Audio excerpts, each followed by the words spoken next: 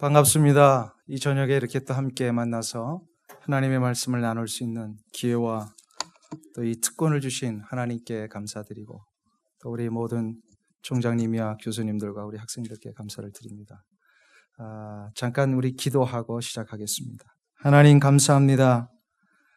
2016년도 가을 학기를 시작하는 이 시점에 월드미션 대학교에 속하여 있는 주님의 귀한 남녀 종들이 마음을 다지며 이번 학기도 승리하기 위하여 이 자리에 모였습니다.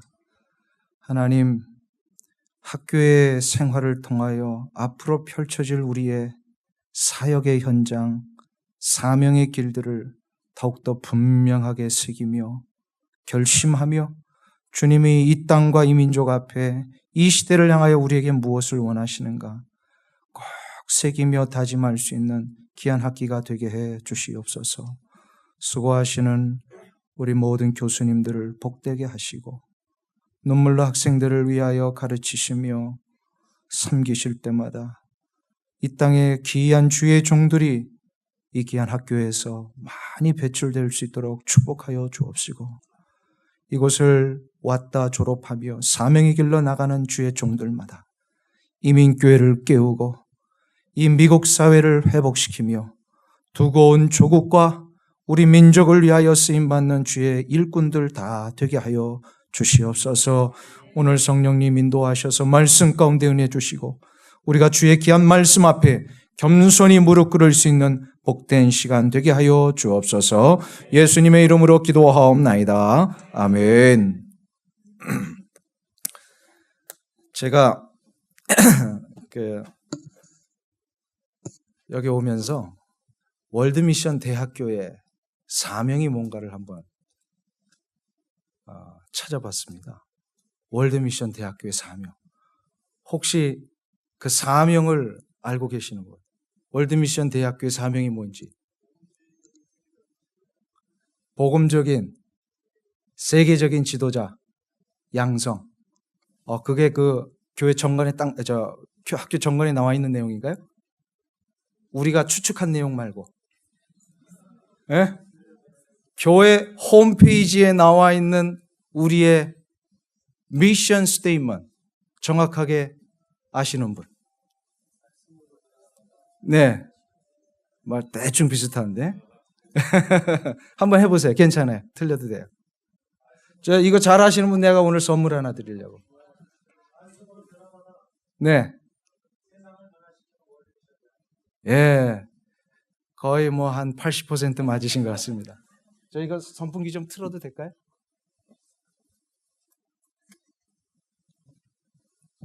예. 혹시 정확하게 그 센텐스를 다 외워서 하실 수 있는 분? 없으세요? 예. 그러면 대충이라도 하신 분 제가 선물 하나 드리겠습니다. 2번 하셨으니까 제가 드릴게요. 예, 하실래요? 한번 해보세요.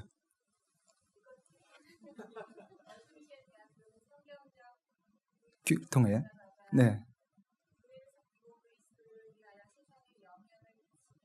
아멘. 할렐루야. 이게 정확한 월드미션 대학교의 미션 스테이트먼트입니다. 제가 굉장히 감동을 받았어요. 이제 나오세요. 제가 선물 하나 드릴게요. 선물이라는 거 다른 게 없고요. 제가 한 2년 전에 출간한 책이 하나 있는데 제가 책 드리겠습니다.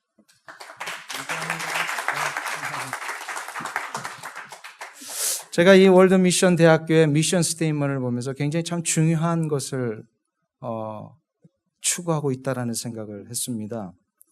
성경적인 교육을 통하여서 제일 먼저 우리가 변화를 받는 겁니다. 그죠? 성경적 교육을 통하여 변화를 받아 주님의 교회를 섬기는 것이에요. 그러니까 제일 중요한 게 우리가 변화받아서 제일 먼저 해야 될 게 뭘 한다고요? 교회를 섬기고 예수님을 위하여 세상에 영향력을 미치는 사람이 되는 것. 이게 이제 아주 참 중요한 것입니다. 변화와 교회와 세상. 이 세 가지의 목표를 추구하고 있는. 그래서 맨 마지막에 세상에 영향력을 미치게 한다라고 하는 이것이 실은 우리가 교회를 섬기는 이유이며 구원받은 자로서 이 땅을 살아가 할 영혼 구원의 역사를 위해 살아가는 가장 중요한 목적이 아닌가 싶습니다. 주님께서는 이 땅에 오신 그 목적을 제가 화요일날 저녁에도 분명히 말씀드렸습니다만 잃어버린 영혼을 찾아 구원하시기 위함입니다. 아멘. 주님이 오신 목적이 그럼 뭘까요? 잃어버린 영혼을 찾아 구원케 하신다는 건 이건 하나님 나라의 목적이에요. 이게 하나님 나라의 목적이에요. 주님께서 오늘 읽은 본문을 보니까 주님의 오신 목적을 다시 한번 우리 가운데 리마인드 시켜주고 계십니다. 구원의 역사를 우리로 하여금 계속해서 이것을 이루어가라고 얘기를 하시는 거예요. 마태복음 16장에 보면 가이사랴 빌립보에서 그 베드로가 아주 유명한 고백을 하나 하지요. 세상 사람들은 나를 누구라 하느냐? 그러니까 제자들이 전해줬습니다. 그런데 그 세상 얘기 그럼 말고 너희들은 나를 누구라고 생각하느냐? 그때 늘 성적 급한 사람이 대답을 제일 먼저 하죠. 성적 누가 제일 급했어요? 제자 중에서. 베드로. 주는 그리스도시요 살아계신 하나님의 아들이십니다. 이 대답은요 대단히 중요한 대답이에요. 이게 얼마나 중요하고 정확한 대답을 했는지 예수님은 기쁘셨어요. 그래서 이 세상의 그 모든 것보다 가장 완벽한 칭찬을 하셨어요. 그 칭찬을 하신 다음에 베드로가 했던 이 반석과 같은 믿음의 고백 위에 내 교회를 세우겠다라고 말씀하십니다. 근데 베드로의 고백이 얼마나 중요했으면요. 그 고백 위에 예수님의 교회를 세우시겠다. 근데 그 고백의 핵심이 뭐예요? 주는 그리스도시요 살아계신 하나님의 아들. 그리스도가 무슨 뜻이죠? 아시는 분? 대답 잘하면 선물이 나갑니다. 이따가 우리 최 교수님한테 제가 선물을 맡기겠어요. 이따 받아가세요. 그리스도가 무슨 뜻이죠? 예, 기름 부음 받은 자. 근데 이게 구약적인 의미에서 기름 부음 받은 자는 누구를 지칭하는 거죠? 메시아. 그죠? 메시아. 메시아는 뭘 하시는 분이죠? 결국 이 세상의 인간의 죄의 문제를 해결하시고 구원하실 구원자라는 뜻이에요, 실은. 메시아가. 그러니까 이거는 이제 예수님을 가르치시는 거죠. 그러니까 이 베드로가 실은 진짜 알고 했는지 그때 하나님께서 아주 강력하게 역사를 하셔가지고 이거를 알게 하셨는지는 모르겠습니다만 정확한 대답을 했어요. 주는 그리스도십니다. 예수님이 그리스도이십니다. 구원자시라는 거예요. 구원자시라고 하는 것은 예수님이 이 땅에 오신 목적대로 사시는 분이시라고 하는 것 정확한 대답을 했어요. 예수님께서 비로소 그래서 구원자로서 이 일 이후에 십자가에 달려 돌아가실 것을 이제 선포를 하시고 예고를 하십니다. 그 이후에 2번을 더 선포하시죠. 근데 선포하실 때마다 예수님은 부활에 대한 예고도 하시고 부활에 대한 예고와 함께 가장 중요한 것이 뭐냐면 예수님이 이 땅에 오신 목적을 이루신 이후에 그 목적을 우리로 하여금 어떻게 하라는 거예요? 계속해서 계승해서 이루어가라. 이것을 가르쳐 주시기 위하여 주님은 오늘 본문에서 한 가지 비유를 말씀하셨습니다. 비유. 길을 잃어버린 한 마리의 양의 비유입니다. 길을 잃은 한 마리의 양을 찾아 나선 목자의 모습, 목자의 심정처럼 이 세상을 살아가는 우리 모든 천국 백성들은 잃어버린 영혼을 찾아가야 된다라고 지금 말씀하고 계시는 거예요. 이것을 감당하기 위해서는 우리가 붙들어야 될 몇 가지가 원리가 있다. 몇 가지 원리가 있다. 그 원리가 무엇인가요? 첫 번째는 오늘 본문에 보면요. 잃어버린 영혼을 찾기 위해서는 이게 하나님 나라의 가장 중요한 핵심이라고 그랬습니다.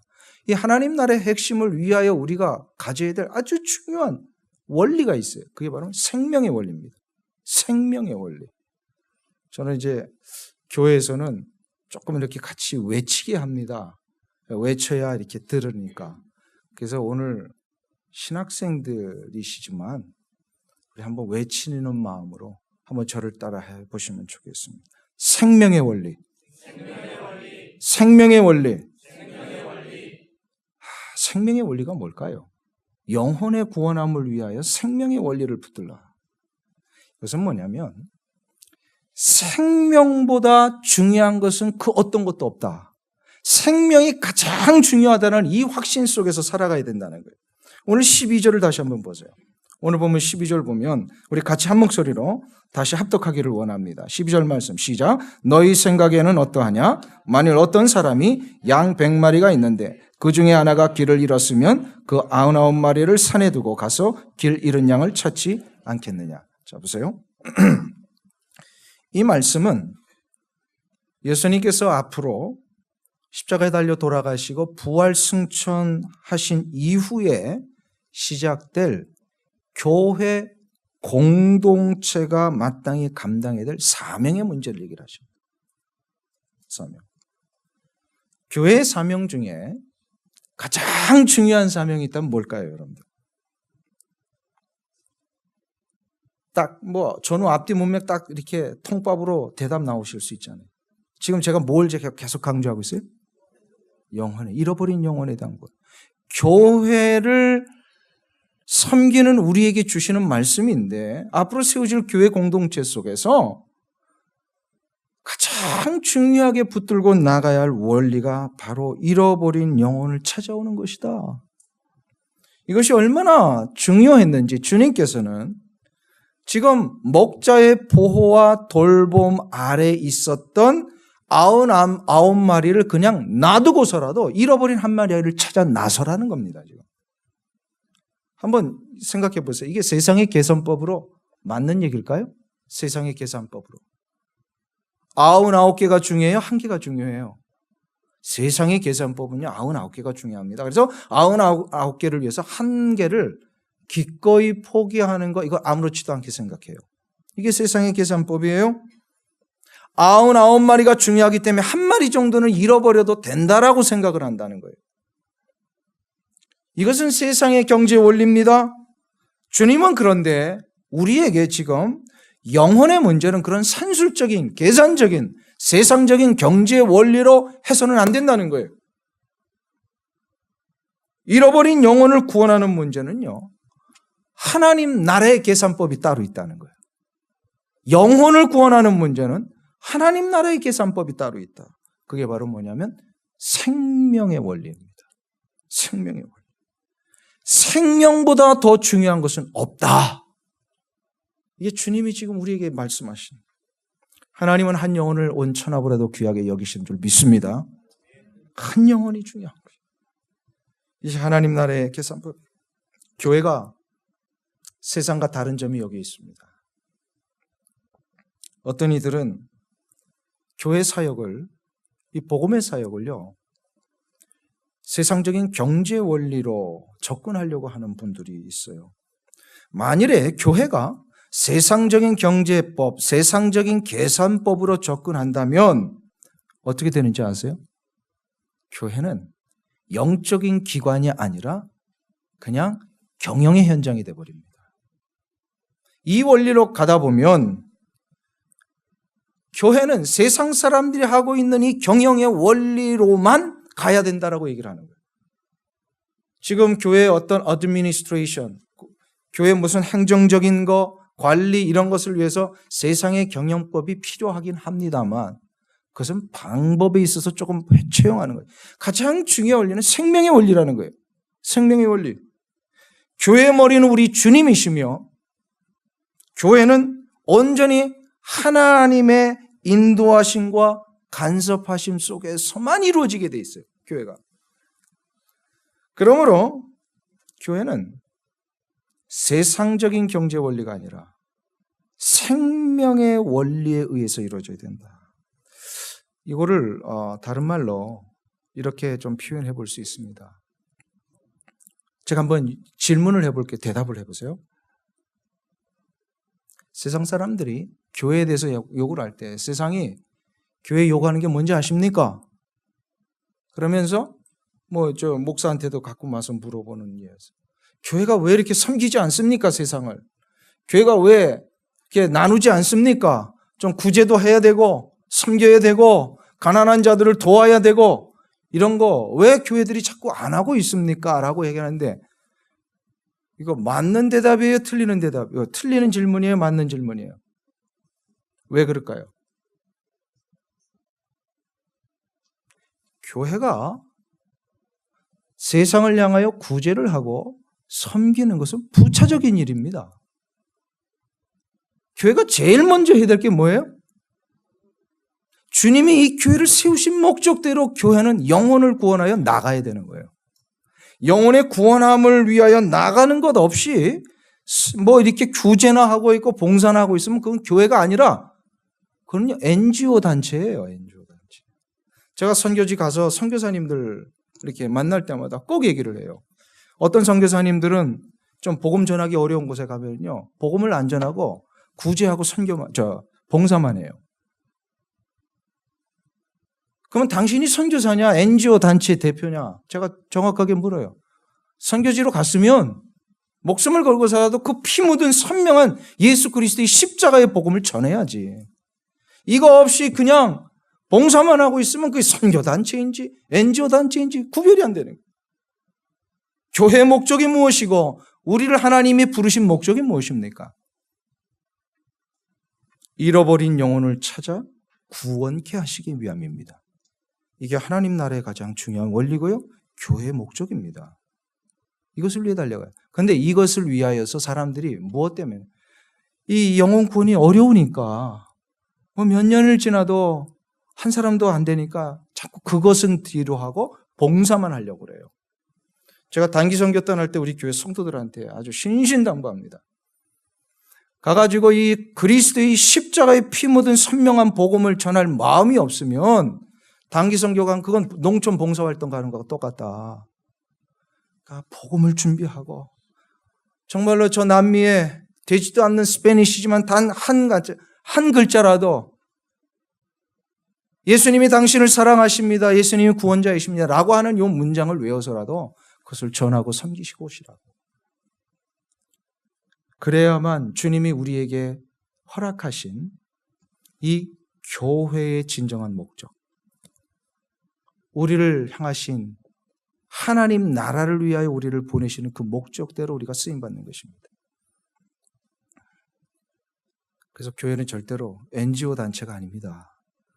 세상 사람들이 이거 가지고 자꾸 교회 공격하지요. 여기에 넘어가면 안 돼요. 교회가 십자가의 복음을 전하는 걸 뒤로 한 채 봉사만 하면 안 된다는 거죠. 저는 봉사를 해서는 안 된다 그런 얘기로 혹시 오해하시면 안 됩니다. 그래가지고 또 남성수 목사가 와가지고 교회는 봉사활동하면 안 되더라 이런 얘기를 하고 갔더라. 그분이 아주 곤란한 얘기가 되는 거예요. 그게 아니에요. 핵심과 우선순위가 뭔지를 우리 알자는 거예요. 알자는 거예요. 저의 은사님 중에 크리스트 월슨이라고 하는 선교학 교수님이 한 분 계십니다. 이분이 교수가 되시기 전에 20년 동안 아프가니스탄에 미국에서 최초의 선교사로 파송받아서 가서 선교를 하셨어요. 그리고 이제 그 선교 사역을 다 마무리하시고 1997년도 9월에 고든 카넬 신학교의 선교학부 교수로 부임하셔서 이제 은퇴하시는 학기가 바로 97년도 9월이었어요. 마지막 학기 수업을 하시는 그 첫날에 제가 이제 그 수업 시간에 들어갔는데요. 수업을 시작하기 전에 한 자매를 소개를 하셨어요. 강단 앞에. 그 자매가 누군가 했더니 크리스트 월슨 교수님이 아프가니스탄에서 20년 동안 선교를 하시면서 유일하게 얻은 개종자예요. 유일하게 얻은 개종자. 아프가니스탄 어떤 나라인지 아시죠? 극도의 이 아주 이슬람 국가요. 얼마 전에 한국에서 그 아프가니스탄 가가지고 순교까지 당했잖아요. 그 아주 험악한 곳입니다. 그러니 복음이 잘 전파되지 않을 뿐더러 행여나 그 현지인이 복음 받아서 예수 그리스도 안에 돌아오면요 그냥 죽는 거예요. 그 자리에서 집안에서 쫓겨나는 건 뭐냐, 죽음의 위협이 막 와요. 20년 동안 좀처럼 복음의 열매가 맺히질 않았는데 이 윌슨 교수님이 그 선교지 하는 동안에 거의 이 선교를 마무리할 그 시점에 그 자매 한 사람이 개종을 했어요. 물론 이 자매는 집에서 쫓겨났고요. 수많은 사람들로부터 이 살해 위험을 받아서 선교사님이 집에서 보호를 하시다가 이 선교사님이 미국으로 보내셨어요. 그럼 미국으로 보내고 이 선교사님 은퇴 이후에 이제 신학교에서 신학교 교수로, 선교학 교수로 강의를 하시는 중에 이 자매를 훈련을 시켰어요. 그래가지고 이 자매가 훈련을 받아서 그 고등카넬 신학교의 그 교수님의 또 다른 남자 제자하고 만나서 결혼을 했어요. 결혼해가지고 이 두 사람이 그날 강단에 서가지고 인사를 하고 아프가니스탄 선교사로 다시 돌아가겠다라고 인사를 하는 그 시점이었어요. 제가 실은 굉장히 충격을 받았습니다. 그 선교사님의 그 소개에 의하여 그 자매 부부를 보면서 여러분들은 어떤 그 생각이 드십니까? 20년 동안 아프가니스탄에 선교를 했는데 한 명 개종했다. 세상적인 경제 원리로 보세요. 이보다 더 비효율적인 사역이 어디 있습니까? 20년 동안 단 한 사람을 구원했다면 선교적인 전략 차원에서 보면요, 이거 효율적인 선교 아닙니다. 그런데 참 감동적인 것은요, 이런 선교사님을 위하여서요, 미국 교회가 20년을 한결같이 동일하게 믿고 후원을 했다는 거예요. 우리 한국 교회 같으면 어떡하죠? 3년 안에 개종자가 보이지 않으면 어떻게 해요? 당장 잘라버립니다. 미국 교회하고 참 달라요. 그래가지고 그것 때문에 선교사님들이 어떻게든 사진이라도 좀 찍어 놓으려고. 그런 경우 참 많아요. 참 저는 이 선교사님 교회가 참 훌륭했다고 봐요. 20년 동안 한 명 결실을 했는데 그런 선교사님을 믿고 끝까지 선교의 후원을 감당한 이 교회, 굉장히 훌륭한 교회예요. 그 교회가 만일에 세상적인 경제 원리로 생각했다면 그거 못했을 겁니다. 근데 어떻게 감당했을까요? 영혼의 구원은 생명의 원리예요. 한 영혼이라도 얻을 수 있다면 그건 한다는 거예요. 한 영혼이라도 구원할 수 있으면 우리는 모든 걸 다 동원할 수 있다는 겁니다. 근데 더 놀라운 사실이 하나 있어요. 더 놀라운 사실이.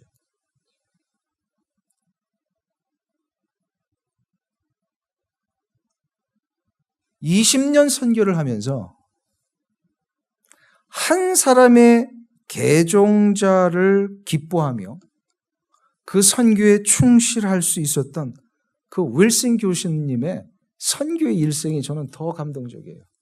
여러분들 같으면 한 사람 놓고 20년 하실 수 있으세요? 교회 개척을 했는데 20년 동안 단 한 사람 놓고 교회를 했다. 이건 보통 힘든 게 아닙니다.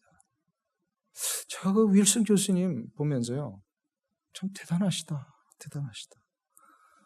근데 더 놀라운 게 하나 있어요. 이 생명의 원리로만 제대로 가잖아요. 그 생명의 원리가 그 현장 속에서 제대로 세워지기만 하잖아요. 그것은 하나님의 나라를 확장하는 동시에 그 영역 속에 속하여 있는 모든 인간의 삶을 복되게 한다는 겁니다. 복되게 해요. 2014년도에 6월 9일에 독일에서 아주 참 중요한 사건이 하나 있었습니다. 온터스베르크라고 하는 독일에서 가장 큰 동굴을 탐사하기 위하여서 3명의 탐사대원이 이제 그 알프스와 이 독일의 그 접경 지역을 이렇게 이제 탐사하기 위해서 올라갔어요. 그 탐사하던 중에 이 3명의 탐사원 중에 한 사람이 그만 발을 헛디뎌서 이 1000m 깊이의 동굴 아래로 그냥 추락을 해버렸어요. 그러자 나머지 2사람 중에 한 사람은 이 추락한 한 사람을 구하기 위하여서 1000m 동굴로 내려가서 그 사람을 돌보기를 시작했고, 나머지 한 사람은 그 동굴을 빠져나와서 알프스 산맥을 다시 내려와 자기 나라에서 이 구조 요청을 이제 하기를 시작을 했습니다. 그러자 독일 정부가 그 한 사람을 구조하기 위하여 독일은 물론 스위스, 그 접경에 있는 스위스, 오스트리아 등의 모든 주변 국가에 SOS를 친 거예요. 지금 긴급 상황입니다. 그래서 도와주십시오 해가지고 할 수 있는 모든 도움의 손길을 다 요청을 합니다. 그때 헬기가 동원이 되고요. 의사도 보내지고 수많은 이 구조 전문가들이 동원이 되고 그래가지고 그때 모여있는 사람이 200명이었대요. 200명이. 한 사람을 구하기 위해서 200명의 세계 여러 나라가 모여가지고 그 한 사람을 구원하기 위해서 나갔다. 근데 이 뉴스를 접하기 불과 몇 주 전입니다. 이 독일에서의 이 일이 6월 12일에 있었거든요. 근데 약 2달 전 한국에서 2014년 4월 16일에 아주 너무나도 비극적인 사건이 하나 터졌죠. 혹시 기억나세요? 세월호 참사.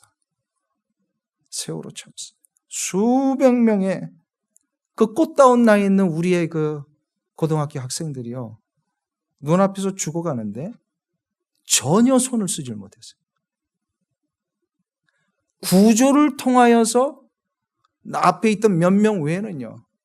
전혀 손 쓰지만 다 그냥 물에 수장되는 걸 우리가 그 광경을 봤잖아요. 그 광경을 봤죠. 제가 그걸 보고 그 다음에 2달 후에 이 독일의 구조의 상황을 이렇게 비교를 해보면서 분명한 차이가 하나 있구나.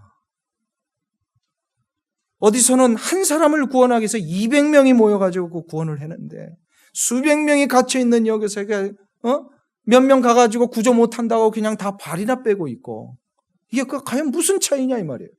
무슨 차이예요? 저 나름대로 분석을 했습니다. 이건 생명의 원리를 붙드느냐 못 드느냐의 차이구나. 한 사람을 찾을 수 있다면 200명이 아니라 2000명이라도 동원해야 된다는 이 생명의 중요성에 대한 원리, 이 인식을 하느냐 못 하느냐예요.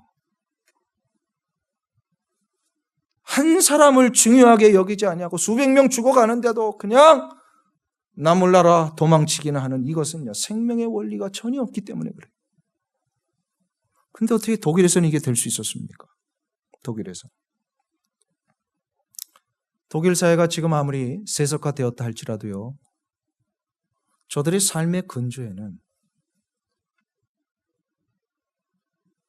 1500년대에 시작된 이 종교 개혁을 통하여서 이루어져 내려오는 수백 년 동안의 근저에 깔려있는 정신이 하나 있습니다.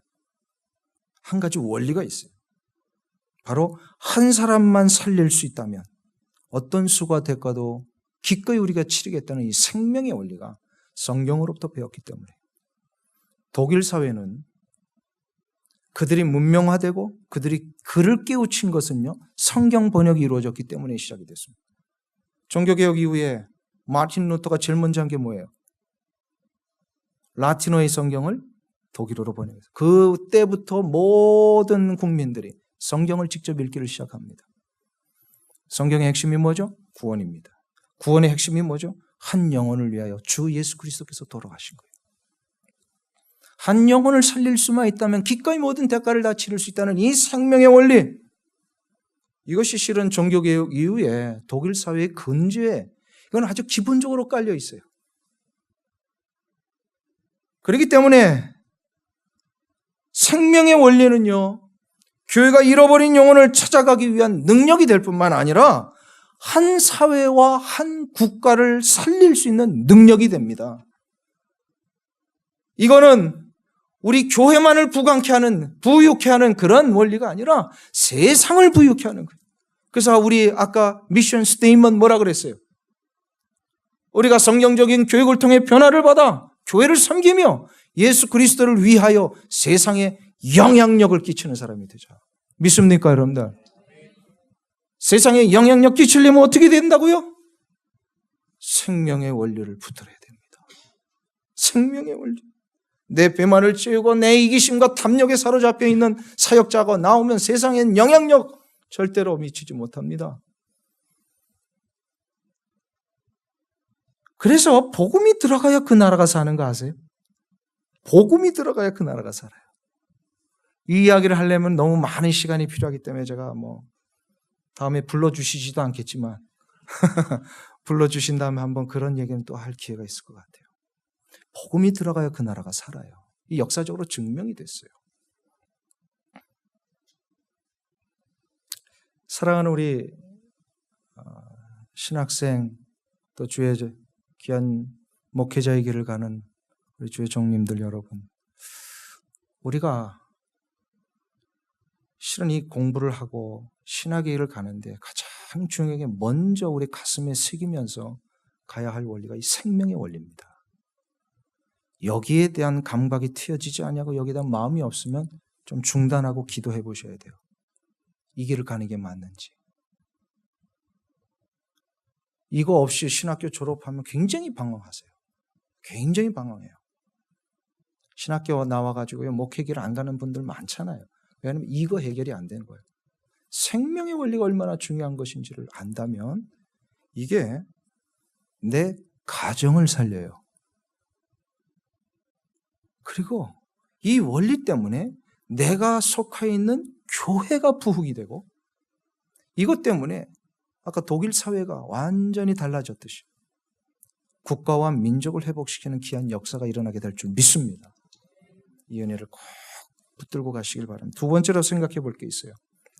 잃어버린 영혼을 찾아가기 위해서는 어떻게 되느냐? 기쁨의 원리를 붙들어야 된다.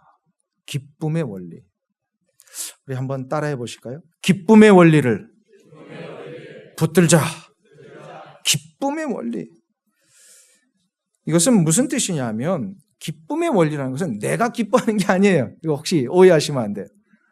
나 기쁜 일 하자 이게 아니고, 우리 이제 교회 사역할 때 그게 굉장히 중요해요. 나 좋으라고 교회 사역하는 사람 너무 많아요. 그러다가 맨날 그냥 찢어지고 상처받고 싸움이나 하고 그래요. 기쁨의 원리라고 하는 것은 하나님이 가장 기뻐하시는 일을 하자는 거예요. 하나님을 기쁘시게 하자는 거예요. 근데 하나님이 가장 기뻐하시는 일이 뭐라고요? 오늘 본문에 보면 잃어버린 영혼을 찾아 그들이 돌아오게 하는 거. 이게 오늘 13절에 나오고 있어요. 한번 보세요. 13절 말씀. 13절을 같이 우리 한 목소리로 합독하겠습니다. 진실로 너희에게 이르노니 만일 찾으면 길을 잃지 아니한 99마리보다 이것을 더 기뻐하리라. 할렐루야. 목자의 입장에서 보면 잃어버린 양을 찾는 것보다 더 기쁜 것은 없을 겁니다. 목자의 기쁨이 누구의 기쁨이에요? 우리 아버지 하나님의 기쁨입니다. 믿습니까? 목자의 기쁨이 우리 아버지 하나님의 15장에 누가복음 15장에 보면 요 비유가 누가복음 15장에 다시 나오는데 그 비유가 세 가지로 나옵니다. 첫 번째로는요, 잃어버린 양을 찾은 목자의 비유, 그리고 잃어버린 드라크마를 찾은 주인의 비유, 그리고 마지막 세 번째로 잃어버린 아들을 찾은 아버지의 비유입니다. 그런데 이 비유 한번 잘 보세요. 보시면 누가복음 15장에 보면 이 비유 끝에 공통점이 하나 있어요. 공통점이. 잃어버린 것을 찾은 이후에 목자나 주인이나 아버지가 동일하게 외침이 있어요. 그 비유 끝에 보면. 무슨 외침입니까? 내가 잃어버린 양을 찾았노라. 잃어버린 동전을, 코인을, 드라크마를 찾았노라. 내가 잃어버린 아들을 찾았노라. 내가 얻었노라. 이게 계속해서 동일하게 언급이 되고 있습니다. 근데 이것이요, 번역을 달리해서 그렇죠. 한국어 성경으로는. 헬라어로는 동일한 한 단어를 쓰고 있어요. 휴리스코라고 하는 단어예요. 휴리스코. 이 단어는 뭐냐면요, 원래의 자리로 되돌려 놓았다 그런 뜻입니다. 휴리스코. 그러니까 back to original place입니다. 원래 있던 자리로 다시금 돌아가게 한 거예요. 이게 찾은 거예요. 원래의 자리가 어디입니까, 여러분들? 우리의 원래의 자리가 어디예요? 전능하신 하나님의 품입니다. 원래는 모든 인간이 다 하나님의 품 안에서 하나님의 인도하심과 보호하심을 받고 살게 돼 있었어요. 그런데 아담의 타락 이후에 모든 인간은 하나님의 품을 떠나버렸습니다. 하나님의 인도하심과 보호하심을 받지 않고 하나님 품 떠나게 되면 그 일에 아주 중요하고도 심각한 한 가지 결과가 나타납니다. 그게 뭔지 아세요? 어떻게 되죠? 하나님의 품 떠나면 죽음이 찾아옵니다. 죽는 거예요. 인생의 가장 심각한 문제, 가장 두려운 문제는 바로 죽음의 문제입니다. 죽음의 문제 앞에는요, 어느 누구도 장담할 수 없습니다. 여기 보니까 죽음에 대해서 아직 생각해 보실 만한 나이는 아무도 아니신 것 같아요. 그죠? 근데 우리 총장님 앞에 죄송합니다만 제가 장례식을요, 지난 10년 동안 해보니까 70번을 했어요. 별로 안 놀라시는데 평생에 목회를 하시고요, 장례식 2번, 3번 하시는 분도 있어요. 물론 이게 그 교회 연령에 따라 다르겠죠. 저희 교회가 연령이 많아서 제가 장례식을 아니에요. 보니까 평균을 따져보니까 50대에 다 돌아가신 분들이에요. 평균 연령이. 그래서 제가 참 놀랐어요. 제가 첫 장례가 47에 돌아가신 분을 장례를 했어요. 교회 와가지고. 죽음 앞에는요, 장사가 없어요. 언제 갑자기 차가 올지. 이 죽음을 딱 맞이하면요, 사람들이 완전히 부들부들 떠는데, 죽음이 이렇게 무서운 거구나. 죽음이 이렇게 무서운 거. 왜 이런 문제가 찾아왔다고요? 예, 하나님의 품을 떠나 죄의 노예가 되니까. 죄의 노예가 되니까 죽음이 두려운 거예요. 근데 어저께 화요일 날도 말씀드렸습니다만, 이 죄의 노예 상태에서 해방되어 참된 자유와 이 놀라운 해방의 기쁨을 누리고 사는 자들은요, 죽음을 맞이하는데 두려워하지 않아요. 왜요? 무엇이 보장되어 있으니까? 저 천국이 보장되어 있으니까. 여러분들 천국 가실 걸 확신하십니까? 아멘? 이거 아멘이 안 나오면요, 진짜 심각하신 거예요. 물론 여기는 다 들어오시기 전에 그 점검하고 인터뷰에서 들어오셨겠지만, 저는 안수 집사라고 그랬는데 멀쩡하게 생긴 안수 집사가 개인적으로 가서 신방해 보니까, 목사님, 나 천국 갈지 안 갈지 잘 모르겠어요. 그러고 있어요. 이 문제를 해결하는 건 다른 방법이 없어요. 하나님의 품으로 다시 돌아가는 거예요. 하나님의 품으로 돌아간다는 게 무슨 얘기죠? 주 예수 그리스도의 그 놀라운 구원의 은총 앞에 내가 구원함을 받아야 돼요. 구원을 받아야 돼요. 자, 그런데 이런 상황에서 잃어버린 한 마리 양에 대하여 가장 하나님이 안타까워하시는 부분이 뭔지 아세요? 사람들이 이 해방을 맞지 못하니까, 이 해방의 기쁨을 느끼지 못하니까, 이 죽음이 가져다는, 죄가 가져다준 이 마치 감옥과 같고 올가매어 있는 이 쇠사슬에 묶여 있는 것 같은 그런 삶.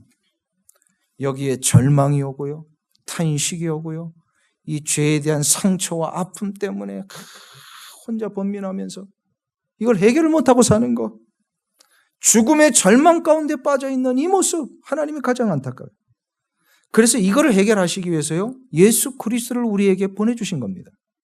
예수 그리스도를 통하여서 이 잃어버린 영혼들을 다시 찾아 하나님께로 되돌리게 만드시는 아주 중요한 구원의 역사를 온 인류를 위하여 한 번에 다 해버리신 거예요. 그 이후에, 예수 그리스도 이후에 우리는 어떻게 해야 되나요? 그 이루신 구원의 역사를 선포하고 받아들이게 함으로 저들이 예수 그리스도의 십자가의 공로로 돌아오게 만드는 일. 이게 잃어버린 양을 찾는 거예요. 그래서 오늘 본문에 보면은요, 누가복음도 그렇습니다. 계속 반복되는 표현이 뭐냐면, 내가 찾아내었노라. 내가 찾아내었노라. I have found it. 이거예요. I have found the lost sheep, lost coin, lost son. 이게 다 무슨 얘기예요? 잃어버린 동전, 잃어버린 아들, 잃어버린 양. I have found it. 이거 찾아서 아버지의 품으로 다시 되돌려 놓았다. 이 뜻이에요, 지금. 이게 무슨 얘기입니까? 하나님은 잃어버린 양이 돌아올 때까지 포기하지 아니하시다. 이 하나님의 의지와 열심을 보여주는 겁니다.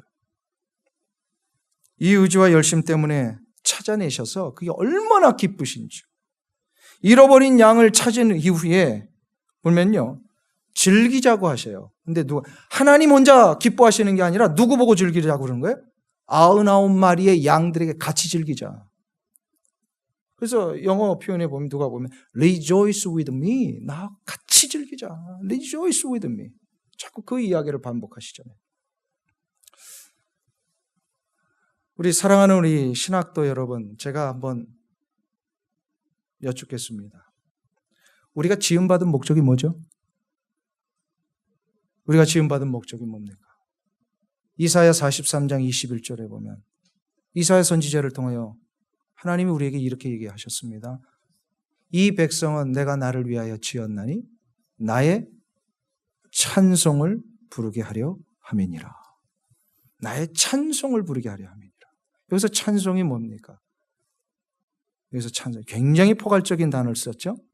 테힐라라고 하는 이 히브리어. 그게 무슨 얘기입니까?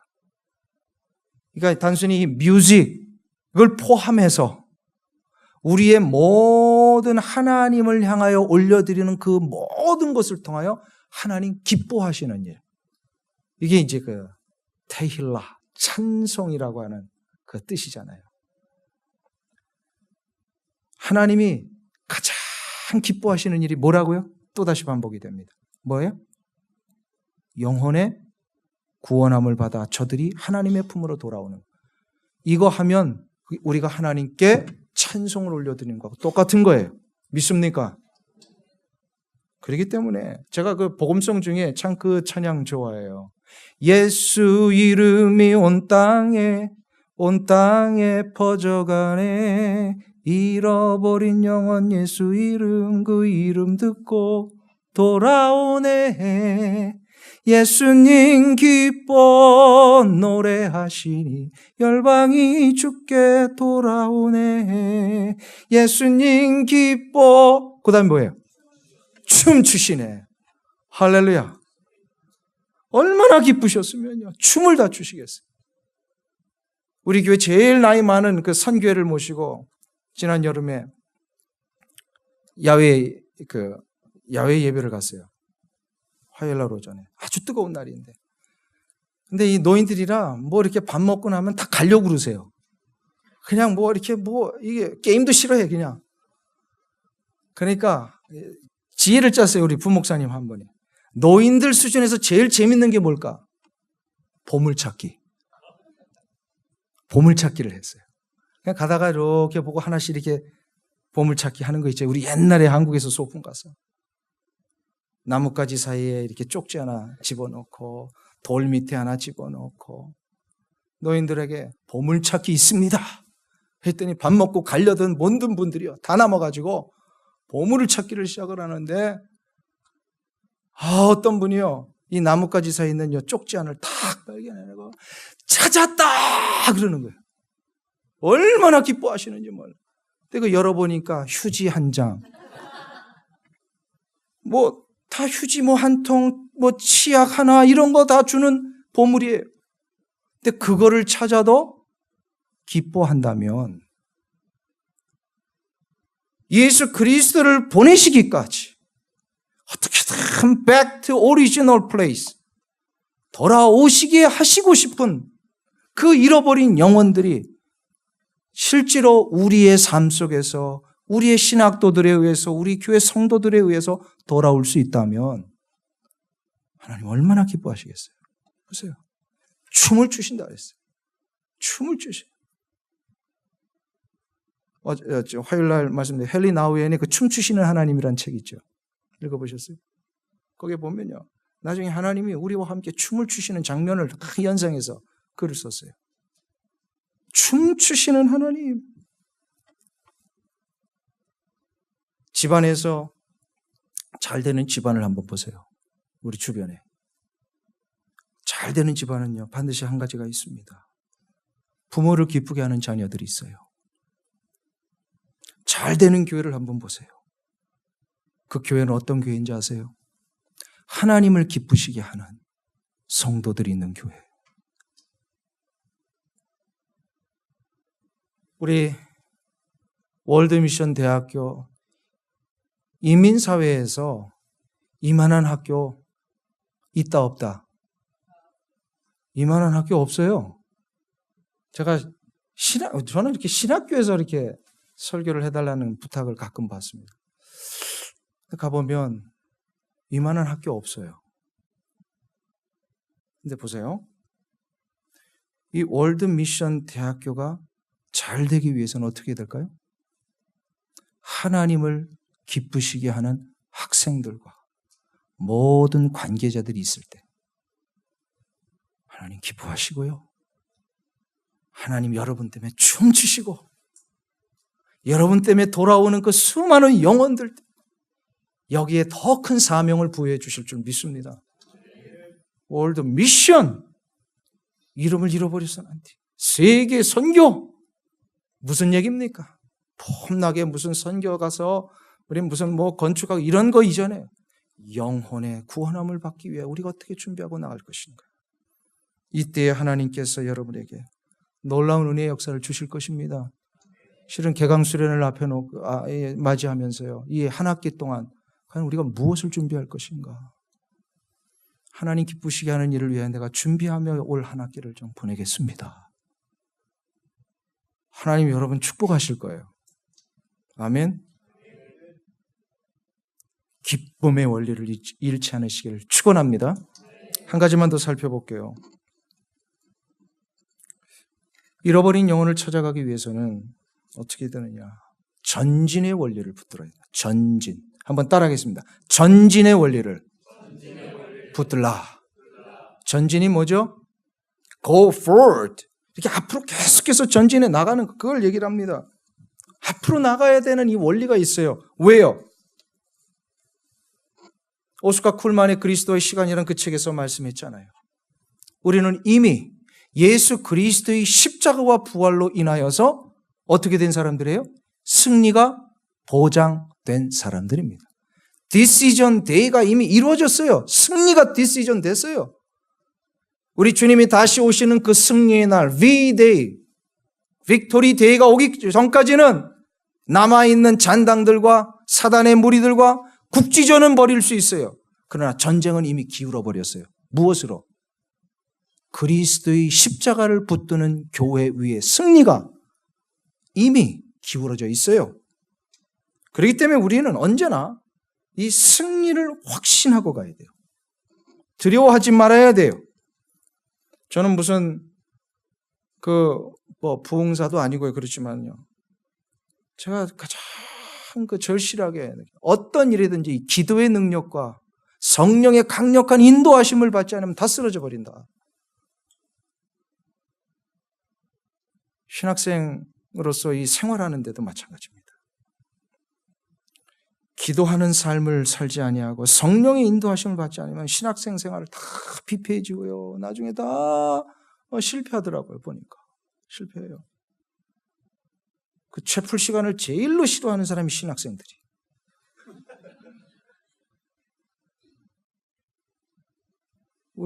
제가 신학교 다닐 때 보니까 그렇더라고요. 그래가지고 여기도 그런지 뭐한데 이 총신대학은요 하도 안 들어오니까 나중에 이게 마그네틱 스틱을 다 하나씩 만들어가지고 그거 이렇게 쫙 긁고 들어와야 돼. 그거 안 긁고 들어오면 그 학기 페일을 해버려요. 그래 억지로라도 들어오게. 근데 저는 그거 잘했다고 봐요. 억지로라도 들어와서 예배를 통하여 하나님 만나는 이 훈련하면 내가 사는 거예요. 내가 살아요. 이게 신학교 이거 내가 기도 안 하는 거 못 믿어서 이걸 하게 하는가? 아니에요. 우리는 조금만 이렇게 내버려두면요 죄된 본성 때문에 다 자기 하고 싶은 대로 하고요. 어떻게든 내가 하나님이 원하시는 뜻대로 가며 성령의 인도하심을 받아 이 승리의 길을 가기 위하여 나 자신이 테두리를 자꾸 만들어야 돼요. 하나님의 뜻은 잃어버린 자가 돌아오는 것이라 했습니다. 사랑하는 우리 신학생 여러분, 하나님께서 한번 여쭙게요. 하나님께서 잃어버린 영혼을 돌아오게 하시는 이 일에 역사 일에 한 번도 실패하신 적이 있으세요, 없으세요? 하나님이 없으십니다. 이거 믿으십니까? 설사 순교자가 나와도 복음은 어떻게 됐어요? 전진했어요. 이것 때문에 이 로마 시대에 너무나도 핍박과 너무나도 많은 고문이 있었던 그 시대에 자기의 그 젊은 목회 후계자를 세웠던 사도 바울의 입장에서 디모데가 이 교회를 이끌어가는데 너무 힘들어하니까요. 디모데 후서 2장 9절에 뭐라고 얘기를 합니까? 복음으로 말미암아 내가 죄인과 같이 매이는 데까지 고난을 받았으나 하나님의 말씀은 매이지 아니하니라. 믿습니까? 하나님의 말씀은 매이지 않습니다. 사도 바울은 잠시 매여 있어도 매인 것 때문에 복음은 더 전진했잖아요. 믿습니까? 복음은 결코 막히지 않습니다. 이게 전진의 원리예요. 복음은 승리해요. 누구도 이 복음의 전진을 막을 자는 없습니다. 사단 마귀는 그 아무리 복음의 역사 영혼의 구원을 위하여 수단과 방법을 가리지 않고 이것을 막기 위해 얼마나 악랄한 방법을 썼습니다. 사람을 죽이기도 하고 교회를 불태우기도 하고 십자가를 다 떼서 그냥 못 박기도 하고요. 중국 문화혁명 때요. 보니까 십자가 다 떼가지고 불쏘시개 해버리고 그 교회들마다 다 학교 만들어가지고 사상교육 시키는 대로 만들었더라고요. 물론 이제 이게 다 지금 풀려났습니다만. 그런데 중국, 이 뭐 정확한 통계는 아닙니다만 그때 당시에 중국이 약 10만 명이었대요. 그 문화혁명을 당할 그때쯤에. 죄송합니다. 100만 명. 100만 명이었대요. 그런데 문화혁명 동안에 이제 1979년 등소평에 의해서 문화혁명이 완전히 없어지고 개혁 개방 정책하면서 교회에게 자유를 주기를 시작을 했죠. 그 한 20, 30년 어간 동안 딱 자유를 주고 딱 오픈을 해버리니까 중국의 교회 성도들이 몇 명이 된지 아세요? 핍박하고 못 받고 다 죽이어서 100만 명이 없어질 줄 아는데요. 1억 명 가까이가 되더래요. 선교학자들의 통계에 의하면. 놀라운 일입니다. 복음은 매이지 않습니다. 단 한 번도 복음의 전파는 중단된 적이 없습니다. 우리 주 예수 그리스도께서 십자가에 달려 돌아가셨을 때에 사탄의 머리를 깨어 부수셨고 사탄의 모든 세력을 착고에 묶어버리셨어요. 사단은 더 이상 으르렁만 되지 우리를 붙들지 못합니다. 이거를 확신하고 나가는 자는 성령의 인도하심을 받게 돼 있어요. 기도하면 이것을 확신케 하세요. 근데 기도 생활이 없으면 이거 자꾸 잊어버려요. 으르렁대면 도망갑니다. 길거리 가다 보면은 담벽에 담 안에 막 개가 짖어요. 제가 우리 늦둥이 막내 딸이 있는데 이 딸을 데리고 가다가 왁 짖으니까 무서워가지고 막 도망가더라고요. 염려하지 마. 그 개는 왜요? 묶여있기 때문에. 절대로 물지 못합니다. 사단의 모든 공격과 세력은 바로 그와 같은 거예요. 시골만의 아버지와 아들이 트럭을 타고 가는데 옛날 트럭이니까 창문이 다 내려져 있었어요. 차 안에 시골길에 창문 열고 가니까 벌이 하나 들어왔어요. 벌이 윙윙거리다가 운전하고 있는 아버지의 손등을 탁 물어버렸어요. 아야! 하면서 아버지가 이제 막 긁고 이렇게 부어오르기를 시작을 합니다. 그런데 이 벌이 아버지를 물고 나서요. 또다시 차 안에서 막 윙윙윙거립니다.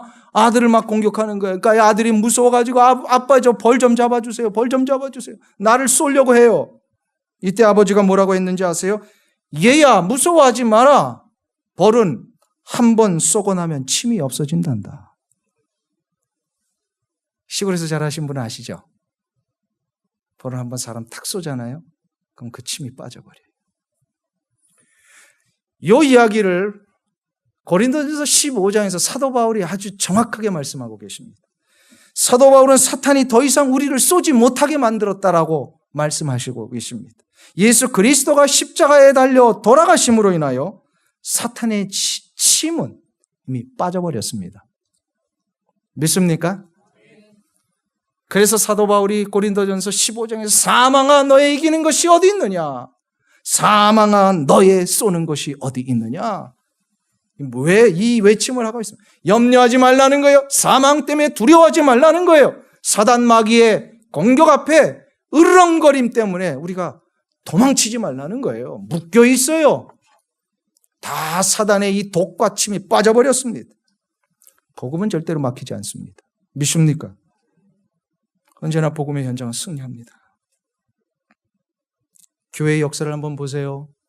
그 참혹했던 로마 제국의 핍박 속에 잃어버린 영혼을 구원하는 이 복음의 역사는 계속 전진했습니다. 모든 교회들 못 받고 핍박했던 이 일들 가운데 결국 로마를 정복했던 이 복음은 남부 유럽을 정복하고 남부 유럽을 정복했던 복음은 중부 유럽으로 갑니다. 중부 유럽을 정복했던 이 복음이 북부 유럽을 가죠. 그리고 이 복음이 북부 유럽까지 정복한 다음에 어디로 갑니까? 대서양을 건너서 남북 아메리카로 옵니다. 선교의 역사를 대충 한번 그려보세요. 그리고 북아메리카에 있던 이 복음이 어디로 오죠? 태평양을 건너서 동방의 고요한 나라 조선 땅에 옵니다. 그래서 우리가 복음을 받아들인 거예요. 가만 보니까 복음이 서진을 해요. 서진을 했더라고요. 지구본을 한번 생각해 보세요. 19세기 말엽에 들어왔던 이 복음이 거의 이제 70, 80년 만에 1970년도 엑스플로 74 이 대부흥 운동 이후에 한국교회 폭발적으로 복음의 역사가 시작이 되고요. 그 복음이 중국과 동남아시아와 모슬렘 땅까지 지금 전진해 나가기를 시작합니다. 그리고 모슬렘 땅까지 갔던 이 복음이 지금 어디로 가고 있어요? 마지막 복음의 종착지 예루살렘입니다.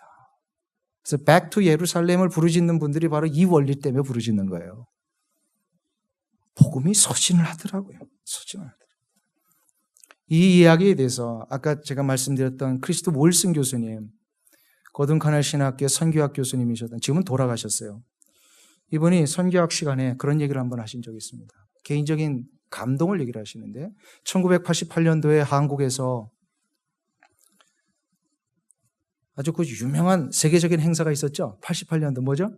올림픽입니다. 서울 올림픽. 이 올림픽을 치르는 동안에 한국 교회는 아주 중요한 행사를 합니다. 그게 바로 세계 선교 대회를 합니다.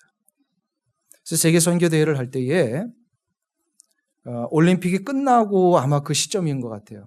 그 서울체육관 있죠. 잠실에 있는 그 서울체육관을 빌려가지고 한국의 모든 교계와 선교단체가 해가서 며칠 동안 4일인가 5일 동안 선교 집회를 쫙 했습니다.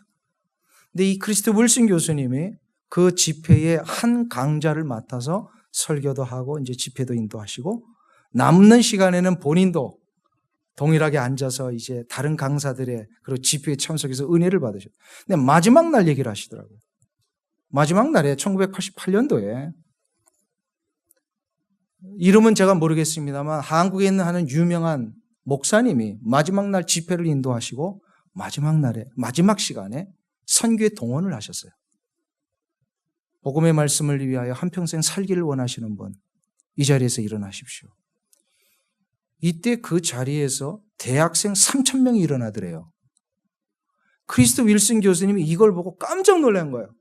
세계 어느 나라를 가봐도 젊은 대학생이 한 자리에서 선교 헌신하겠다고 3,000명씩 일어나는 나라는 아무도 없었답니다. 근데 그게 유일하게 대한민국 서울에서 이루어진 거예요. 그때 이 윌슨 교수님이 무릎을 탁 쳤대요. 아, 하나님이 선교의 축을 대한민국으로 옮기시는구나.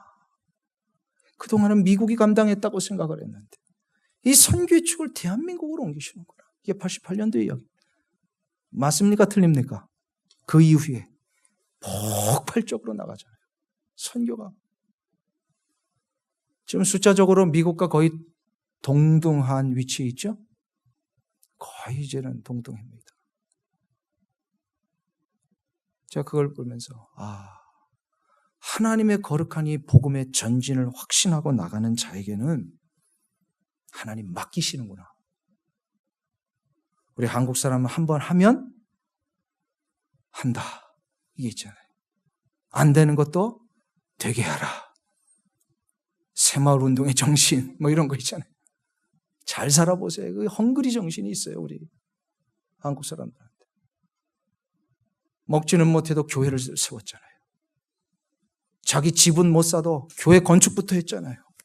하나님 이걸 다 보신 거예요. 한국교회 성도들의 이 성향을. 그래서 이 선교의 축을 맡기셨어요. 저는 이 선교의 축이 다른 데로 옮기기 전에 우리 한국교회 이민교회가 이것을 계속해서 사명을 감당해야 된다고 믿습니다. 축복하실 거예요. 기독교 2000년 역사에 단 한순간도 복음의 전진은 막힌 적이 없습니다. 왠지 아십니까? 사단 마귀가 아무리 으르렁대도 마귀는 그것을 막아낼 능력이 다 빠져버렸어요. 하나님의 거룩하신 이 복음의 역사는 감히 어느 누구도 막을 자가 없습니다. 믿습니까? 2달 전에 한인세계 선교대회가 아주사 퍼시픽에서 있었죠. 그때 마지막 날 집회였었던 것 같아요. 로넨 커닝햄 목사님 아시죠? 예수전도단의 창시자. 그분이 오셔가지고 이런 말씀을 하셨어요. 축구 시합을 할 때 축구 경기를 이기는 방법은 뭡니까? 그러면서 축구 시합을 할 때 아무리 수비를 잘해도 그건 이길 수가 없습니다. 수비만 잘한다고 될 게 아니에요. 축구는 뭘 해야 이겨요? 골을 넣어야 합니다. 공격해야 된다는 거예요. 이 이야기를 할 때까지 많은 사람들이 무슨 얘기인지 몰랐어요. 근데 선교 얘기를 하시는 거예요. 선교의 승리, 복음의 승리는 바로 전진이라는 겁니다. 전진이에요. 주님이 말씀하셨죠. 오직 성령이 너에게 임하시면 너희가 권능을 받고 예루살렘과 온 유대와 사마리아와 땅끝까지 이런 내 증인이 될. 근데 많은 분들이 이걸 오해했어요. 예루살렘도 아직 정복을 못했는데 무슨 유대를 가고 무슨 사마리아까지 갑니까? 아니에요. 그 말씀 자세히 보세요. 어떤 사람은 예루살렘을 가야 할 사람이 있고 어떤 사람은 유다 땅을 가야 할 사람이 있고 어떤 사람은 땅끝까지 가야 할 사람이 있어요. 동시적인 말씀을 하시더라고요. 그러니까 자신의 그 소명대로 사명대로 가야 할 곳이 다 정해지는 거예요. 어떤 분은 이 로컬 지역에서 목회해야 될 분이 계시고 어떤 분은 저 남미로 저 아시아로 무슬림 땅으로 가야 할 분이 계시는 거예요. 이것에 대한 요청 앞에 내가 열고서 내가 가기만 하면 하나님은 나를 사용하셔서 이 복음의 승리를 이루신다. 이 확신을 해야 돼요. 믿습니까? 복음의 행전에 여러분들의 이름이 한번 올라가시는 그 영광을 얻지 않으시겠습니까?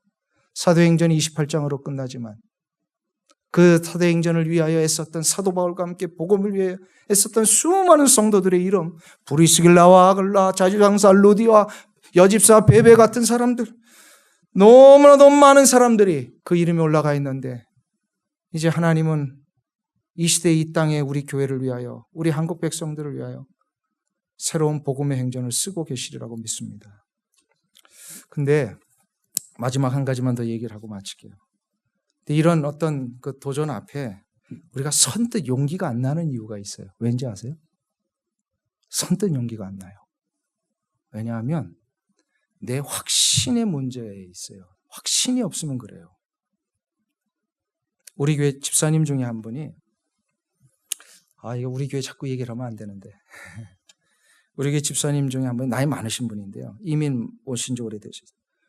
근데 이분은 만나서 얘기만 하면 군대 얘기를 하시는 거예요. 군대 얘기.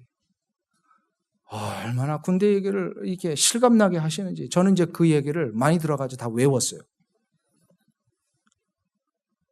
근데 이분이 그래서 하도 이렇게 다른 모임을 해도 그 주제가 그게 아닌데도 이분이 이게 목소리가 크니까 이게 주도하다가 또 군대 얘기를 하는 거예요. 하여튼 그 어떤 주제가 나와도 군대 얘기로 귀결시키는 탁월한 능력이 있어요. 근데 더 심각한 문제가 뭐냐면 했던 얘기를 또 했는데 그분은 처음 한 것처럼 하시는 거예요. 저는 거의 100번 들었어요. 다 외워요. 그분의 군대 얘기를. 근데 그분은 저 앞에서 처음 하는 것처럼 또 하세요. 제가 이분을 좀 이렇게 연구 분석을 했어요. 어떻게 그게 될까? 이분은요, 진짜 몰라요. 진짜 처음 하는 것처럼 하세요. 가만히 보니까 군대 생활에 대한 아주 기가 막힌 추억이 있고요. 거기에 대한 아주 깊은 경험이 있고, 그리고 중요한 것은 감격이 있어요. 군대 생활에 대한 감격. 제가 그때 알았어요. 이거구나. 우리 주 예수 그리스도께서 나를 살리시고 나를 저 죽음의 구렁텅이에서 구원하셔서 이 참된 자유와 해방과 저 영원한 생명의 기쁨을 누리게 하신다는 이 사실에 대한 감격이 있으면요. 똑같은 얘기를 해도요. 처음 하는 것처럼 하게 되더라. 믿습니까? 이게 전도의 원리예요. 우리 전도할 때 주 예수 그리스도의 복음 똑같아요, 안 똑같아요? 똑같은 얘기 하는 거거든요. 근데 이거를 똑같은 얘기지만 처음 하는 것처럼 나를 살리신 그 놀라운 감격의 이야기를, 무슨 이야기를, 주제를 다른 사람들이 가져와도 그걸로 귀결을 시켜야 되는 탁월한 능력이 어디에 생기느냐? 바로 감격입니다. 감격. 이 감격이 있을 때에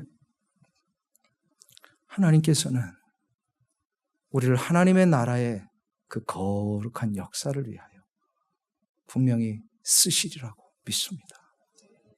바랄게는 월드미션 대학교에 속하여서 훈련받고 공부하신 우리 모든 신학생 여러분이 이 감격 속에 하나님의 나라를 확장시키시고 여러분의 교회를 복되게 하시며 여러분의 인생이 장차 하나님의 복음 행전에 그 이름이 기록되는 귀한 은혜의 역사가 일어나시길 간절히 축원합니다.